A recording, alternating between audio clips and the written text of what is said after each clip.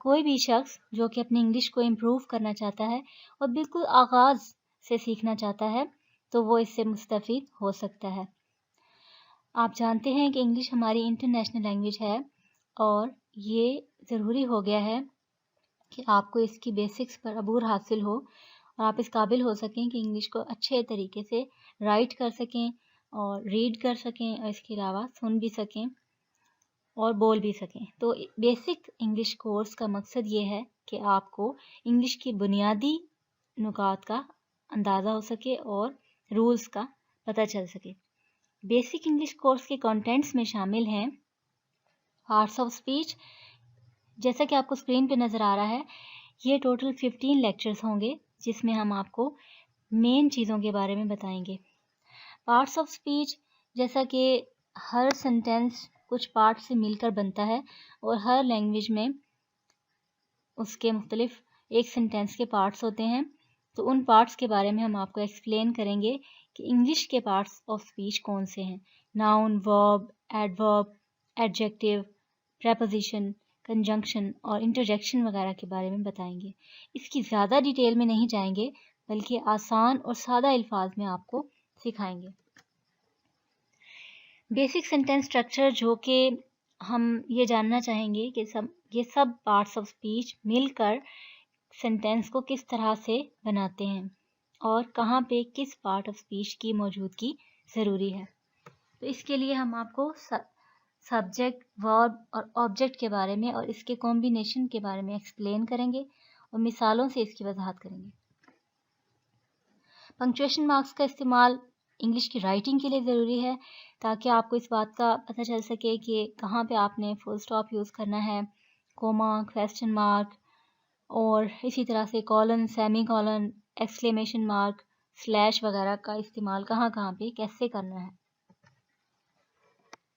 किसी भी लैंग्वेज में वर्ब्स यानी काम या अफ़ाल का बहुत रोल होता है और इंग्लिश में किसी वर्ब के बगैर कोई सेंटेंस मुकम्मल नहीं हो सकता।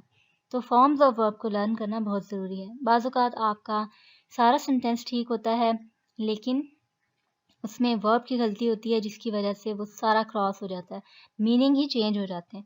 तो इसके लिए ज़रूरी है कि आप फॉर्म्स ऑफ वर्ब बनाने का तरीका सीख लें, तो वो हम आपको बताएंगे। इसके अलावा इंग्लिश के मेन टेंसेस जो कि बहुत ही आसान और आम फहम तरीके से आपको बताए जाएंगे। इनमें पास्ट, प्रेजेंट और फ्यूचर टेंस शामिल हैं। इनका इस्तेमाल और इनकी मिसालें आपको दी जाएंगी। इंटरनेट का इस्तेमाल बहुत आम हो चुका है और इसके अलावा मोबाइल भी हर शख्स के हाथ में आप देखते हैं। तो हम में से बहुत से लोग ऐसे हैं जो कि इंग्लिश में चैट करना चाह रहे होते हैं लेकिन उनकी इंग्लिश इतनी अच्छी नहीं होती और वो उसमें गलतियां करते हैं तो उनका मजाक उड़ाया जाता है। तो हम ये देखेंगे कि आप किस तरह से आम इस्तेमाल होने वाले अल्फाज और सेंटेंसेस को चैट करने के लिए सीख सकते हैं। और बहुत सी ऐसी गलतियां होती हैं जो कि आप इंग्लिश में करते हैं और आपको उनका नहीं पता होता, तो उसके बारे में भी हम आपको बताएंगे कि कौन सा सेंटेंस है जो कि गलत लिया जाता है लेकिन उसको सही किस तरह से किया जा सकता है। यानी गलतुल आम सेंटेंसेस होते हैं जो कि बहुत से लोग नहीं जानते कि वो गलत हैं और वो मेन मिस्टेक होती है जिसको दूर करना ज़रूरी है। इसके अलावा बाज़ औक़ात ऐसा होता है कि आपको फुल पैराग्राफ समझ आ रही होती है और बहुत अच्छे तरीके से आप रीड भी कर रहे होते हैं लेकिन उसमें दो एक लफ्ज़ों पर आकर आप स्टक हो जाते हैं। तो इसकी वजह ये होती है कि आपको उसका मतलब नहीं आता, किसी सेंटेंस में किसी वर्ड का मीनिंग आपको नहीं आ रहा होता। तो इसके लिए ज़रूरी है कि आप अपनी वोकैबुलरी को इम्प्रूव करें और कुछ आम इस्तेमाल होने वाले अल्फाज और रोज़मर्रा ज़िंदगी में जो हम सेंटेंसेस यूज़ करते हैं उसकी वोकैबुलरी को सीखें। इसके अलावा आप जब आपने जॉब के लिए इंटरव्यू देना होता है तो आपके पास एक्सपीरियंस कम है या आपकी क्वालिफ़िकेशन ज़्यादा नहीं है, तो कौन सी टिप्स ऐसी हैं इंग्लिश के ज़रिए ही इंटरव्यू में कामयाब हो सकते हैं। तो ये सब कुछ हम आपको इस कोर्स में बताएंगे और ये बिल्कुल बेसिक इंग्लिश का कोर्स है जिसमें आप